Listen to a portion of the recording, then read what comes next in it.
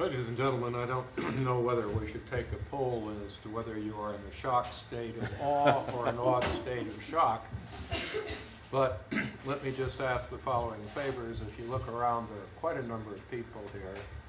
So could I ask you, when I call on you, to first give your name and your affiliation, and second, ask one question ending in a question mark without more than a few parts.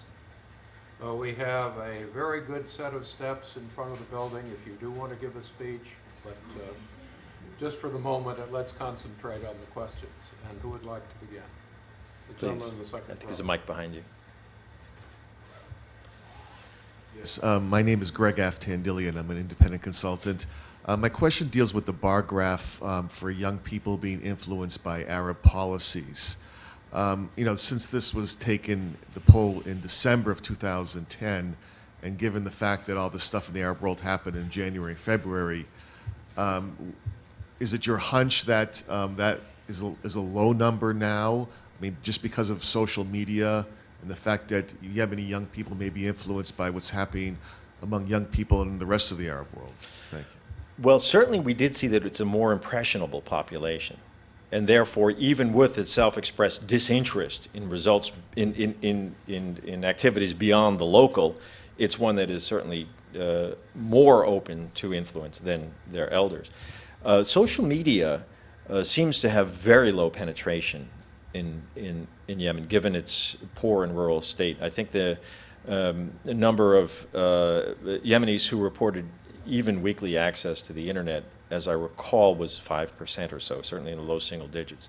I think the multiplier effect of social media through word of mouth may be more profound than that. But it is a country, I think, clearly in which influence is going to be most exerted at the local level through local opinion leaders, family, associates, religious leaders. And I think that's the main route of communication throughout the country. Again, our results are from December. The revolution started months later. We can see some of the disaffection beyond it. But I think we have to, while this is a regional phenomenon, and quite a striking one, of course, I think it is idiosyncratic in each country in terms of its development and course, and I think we can see that in Yemen as well. It's not a movement, while it may have been sparked by recognition of what's going on in the rest of the region, I think that must be seen as fundamentally indigenous. And I think that's probably true of all of these. Yeah. Let's see, the gentleman in the back row. Anshuman Apte from Voice of America TV Ashna, that is Afghanistan service. I would request you to kind of sum up all the presentation, like the data that you just presented, by looking at the audience. And have you deducted any recommendations? And if you could elaborate, if you have any recommendations. Who let the TV producer in here? I think that's an interview, not a question. Would you care to pin it down just a little? Yeah. So if you could elaborate on the findings in terms of negotiations with Taliban, support for the U.S. mission over there. So your interest specifically is in Afghanistan and not in the Yemen results? No, not Yemen. Okay. Just specifically focusing on Afghanistan. That makes it a little easier, thanks. Sure, so what we found, as you can see, fundamentally what we found in Afghanistan is a result in which the areas in which the United States and its NATO allies have been making their most concerted effort, they've achieved success. But in a phenomenon not unlike squeezing a balloon, you've seen Taliban activity and discontent bubble up elsewhere in the rest of the country, raising the question of what do we do in the other 30-plus provinces of Afghanistan. It's a real challenge, I think, for the military and for policymakers alike. With a enormous concerted effort of military and development aid, you can have an impact in a province or in two provinces. But there are many more provinces than that in the country. How you get it all under control is a real challenge, and I think that that's the clearest result or question raised by these data. Just one follow-up, if I may.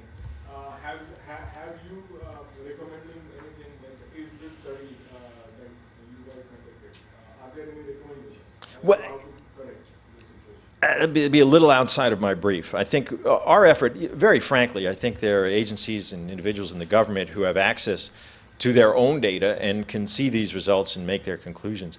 Our purpose in doing particularly the Afghanistan survey for our media clients is to share this intelligence with the population more broadly here in the United States and worldwide, frankly, so we can share in the understanding and judgments that our policymakers are approaching.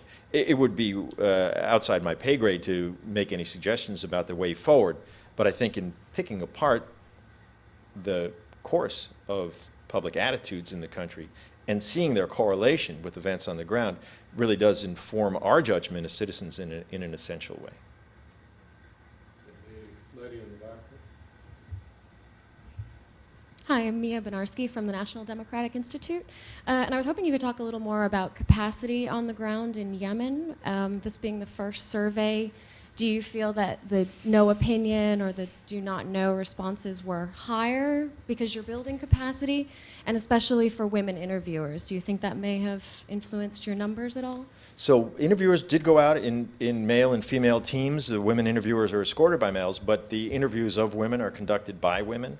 It's the same methodology we've used in Iraq and used in Afghanistan. All I can tell you is that the difference we've seen, the unwillingness to express an opinion that we saw among women in Yemen, since it's not reflected in the expressions of attitudes by men, indicates obviously a difference, and also is not an experience that we had either in our Iraq or Afghanistan pollings. We don't see in those surveys a difference between the willingness of men and women to express an opinion. So it was a surprise to me in the result. It does seem to be a real socio-cultural phenomenon in Yemen, and it's one to think about. If you want to develop a strategy to understand and address the concerns of women in Yemen, it's going to take some real hard thinking given these results. So the gentleman in the second row there.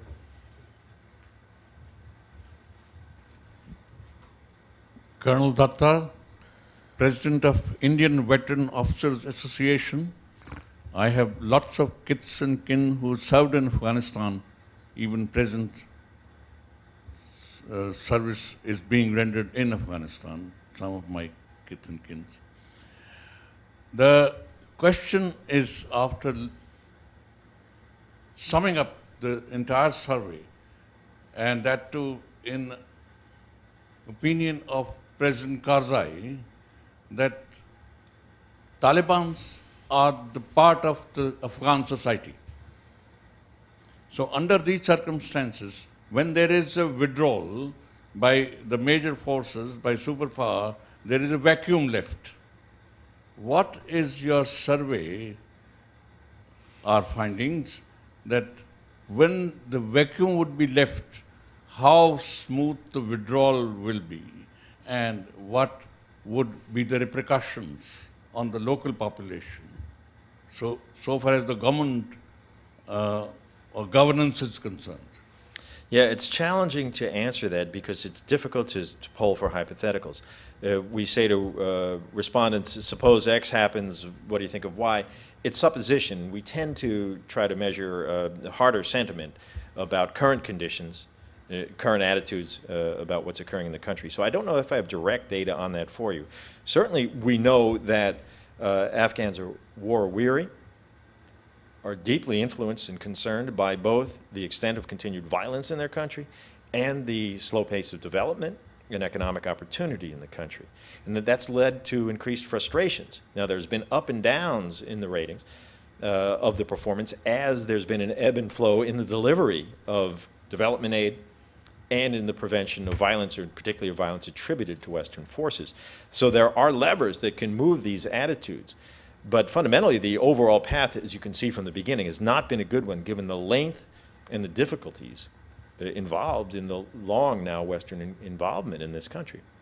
It's difficult to predict where it goes in the future, but there are real significant challenges here. What we've seen in Helmand and Kandahar, attitudinally and in terms of experience, it is possible to have a major effect and influence.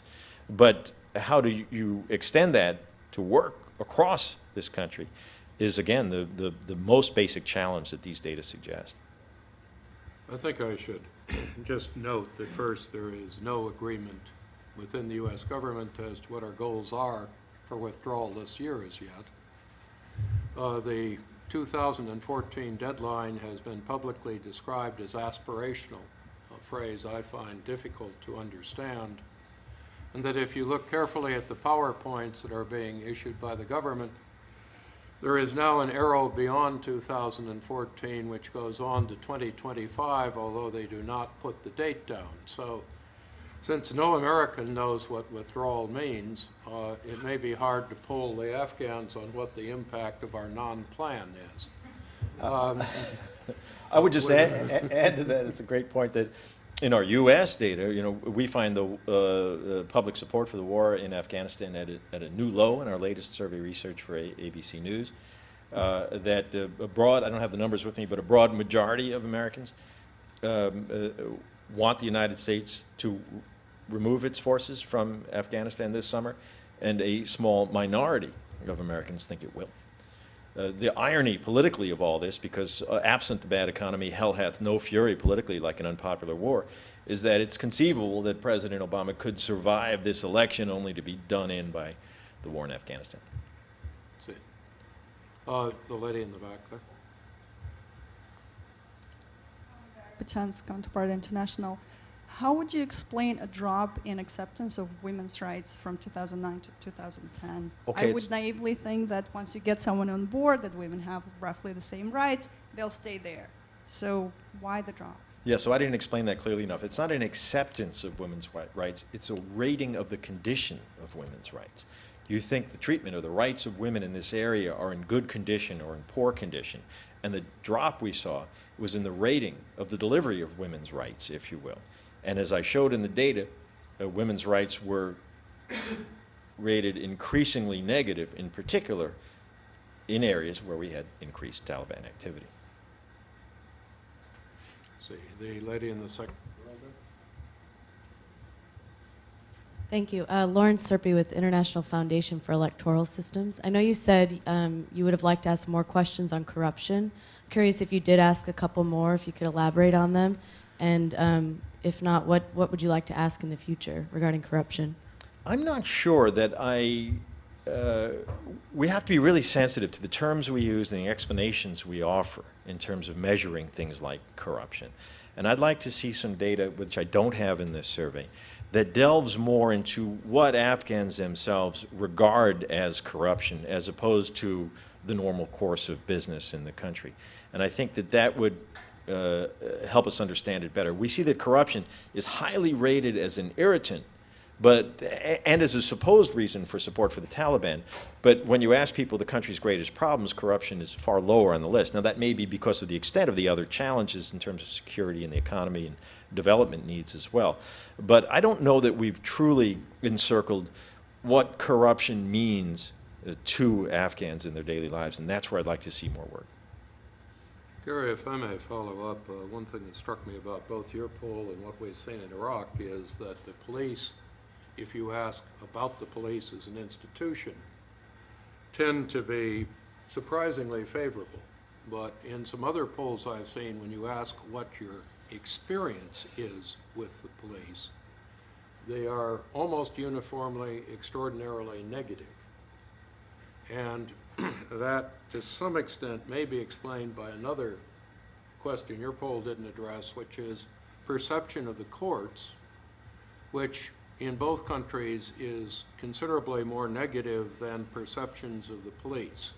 In other words, people really see the court itself as more of a problem than the police. So I wonder if you have looked at at this kind of issue, because I'm a little surprised at the disconnect we perpetually see between institutional popularity and experience with the same institutions. Yeah, in fact, although I didn't bring the data with me, my firm wrote an extensive analysis of data in a survey specifically of policing in Afghanistan we did for the United Nations Development Program several months ago. The results are up on my website, and if anyone wants, I can show you to it. You can read the full report, which runs about 80 pages. It's an extensive survey of attitudes toward the police. Experientially, there are some positives and some negatives. It's a bit of a mix, but certainly we see that the police's association with the court system, which is very broadly seen as problematic and indeed corrupt, is a negative factor in overall views. There's no question about it. The gentleman on the first row.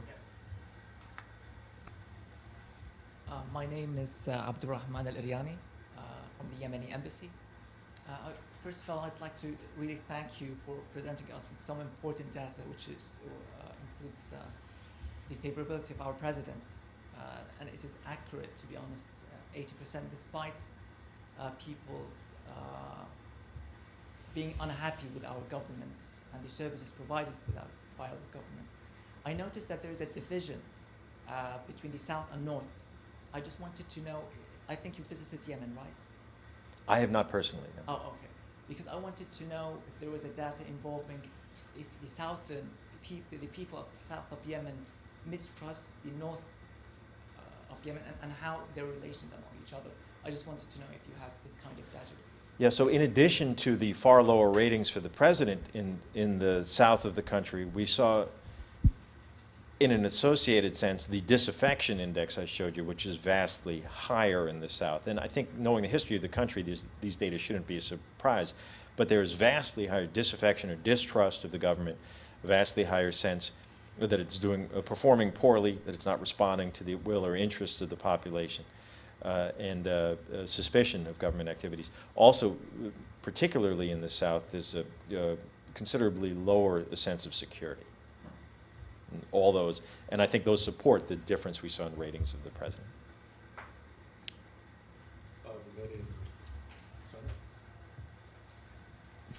I'm Tally Cross from Occidental Petroleum, and I just had a question about your stats for women on religiosity.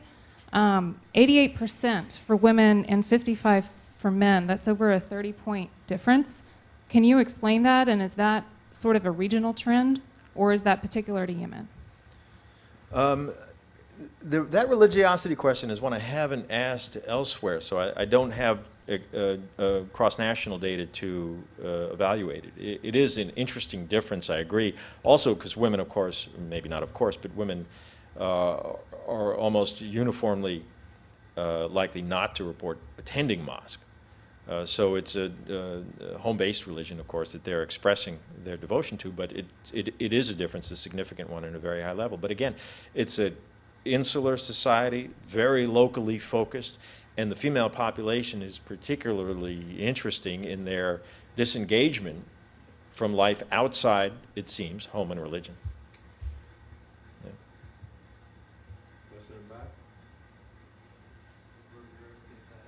Yeah.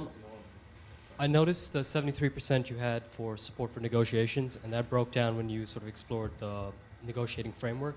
Did you find similar variances when you broke down between urban and rural divides or provincial breakdowns?